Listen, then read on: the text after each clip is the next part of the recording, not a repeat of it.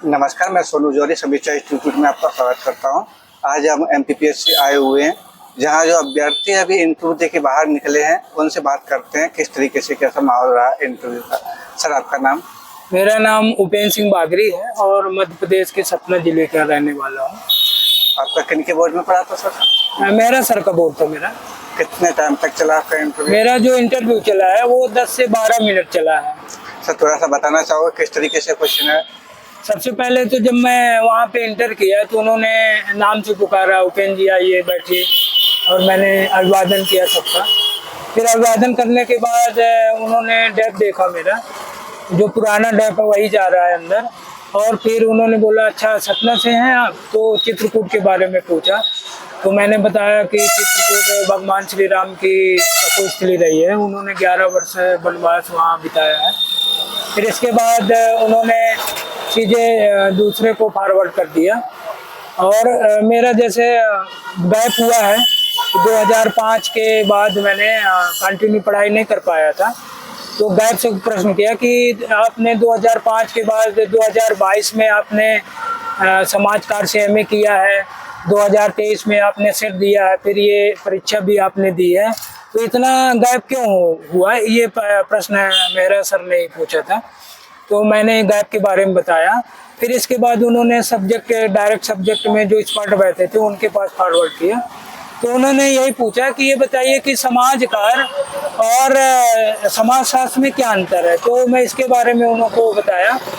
फिर इसके बाद उन्होंने बोला कि समिति और संस्था में क्या अंतर है, फिर ये बताया। फिर उन्होंने दूसरे जो एक्सपर्ट बैठे थे उनके पास उन्होंने फॉरवर्ड किया, तो उन्होंने ये बताया कि बताइए आप क्या पढ़ के आए थे।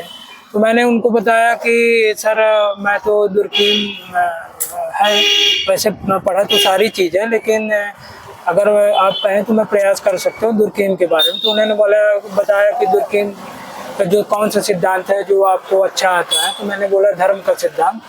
तो उन्होंने उसके बारे में पूछा मेरे से, फिर मैंने बताया।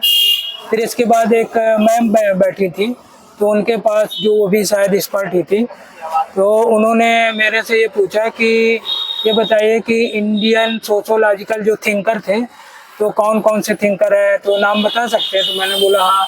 तो मैंने बोला एम.एन. श्रीनिवास हैं, सी दुबे हैं, डॉक्टर जी.एस. घुरे हैं, और इसके अलावा डी.पी. मुखर्जी हैं। तो उन्होंने एम.एन. श्रीनिवास के बारे में पूछा कि कौन कौन सी अवधारणाएँ दी हैं। तो मैंने बोला संस्कृतिकरण है, पश्चिमीकरण है, प्रभु जाति की अवधारणाएँ, तो ये डिटेल मैंने पूछा। तो वो जो ज़्यादा 1 मिनट से ज़्यादा नहीं लेते हैं।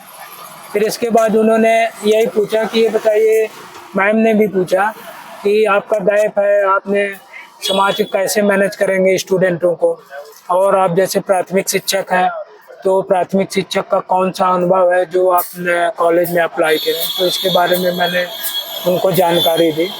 फिर जैसे पुराने डेप में भी मैंने अभिरुचि थी, तो मैंने क्रिकेट लिख दिया था।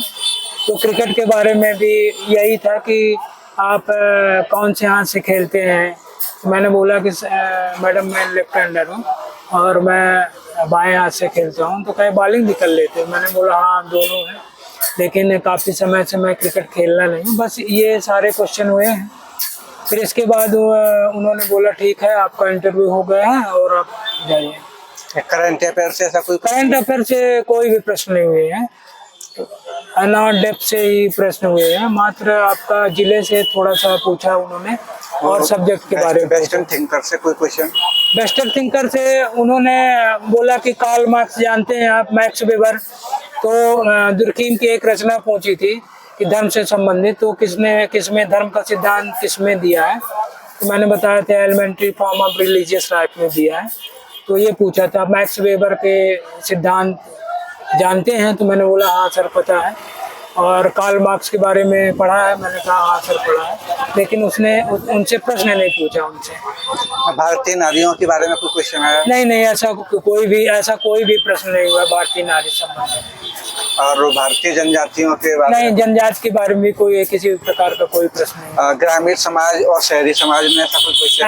ऐसा भी प्रश्न नहीं हुआ है। और ऐसा कोई क्वेश्चन जो आपको बनानी हो? प्रश्न यही था कि एक प्रश्न पूछा था जिसमें मैं मेरे को 2 प्रश्नों में मेरे को सॉरी बोलना पड़ा। तो वो मेरे को प्रश्न ध्यान नहीं है, वो सिचुएशन बेस्ड क्वेश्चन ही थे। संस्कार से, पुरुषार्थ से, संस्कार पुरुषार्थ से किसी प्रकार का कोई प्रश्न नहीं है। हाँ, परिवार से एक प्रश्न आया था, परिवार से उन्होंने प्रश्न किया था कि परिवार को संस्था कह सकते हैं, तो मैंने बोला हाँ कह सकते हैं।